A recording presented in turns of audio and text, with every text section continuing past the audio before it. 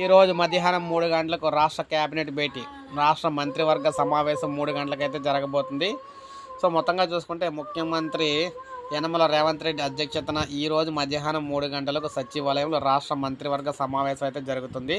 రాష్ట్ర ప్రభుత్వ విజ్ఞప్తి మేరకు మంత్రివర్గ భేటీ నిర్వహణ కోసం పలు షరతులతో కేంద్ర ఎన్నికల సంఘం అనుమతి ఇచ్చింది.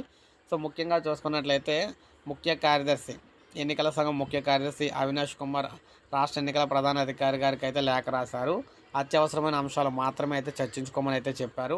సో ఈ నేపథ్యంలో చూసుకున్నట్లయితే మనకి రుణమాఫీ అంశాలను జూన్ 4 వరకు కూడా వాయిదా వేసుకోండి అని చెప్పారనమాట. కాళేశ్వరం బ్యారేజ్కు రిపేర్లు, పంటల సాగుపై నిర్ణయాలు అయితే చేయబోతున్నారనమాట. ముఖ్యంగా చూసుకున్నట్లయితే వీళ్ళకి సంబంధించి పలు కీలక అంశాలు అయితే చర్చిస్తున్నారు. కాకపోతే రెండు విషయాలు పక్కన పెడతారు. రుణమాఫీకి సంబంధించి పక్కన అయితే పెట్టబోతున్నారు అనమాట. మిగిలిన విషయాలన్నీ కూడా మామూలుగా యథాతథంగా అయితే ఈరోజు డిస్కస్ చేయబోతున్నారు. మధ్యాహ్నం 3 గంటలకైతే స్టార్ట్ కాబోతుంది క్యాబినెట్ మీటింగు. అప్డేట్ మళ్ళీ మీటింగ్ పూర్తయినట్టు మళ్ళీ వీడియోలో మీకు అందిస్తాను. ఒక లైక్ చేయండి, సబ్స్క్రైబ్ చేసుకోవద్దు, మన ఛానల్ సబ్స్క్రైబ్ చేసుకొని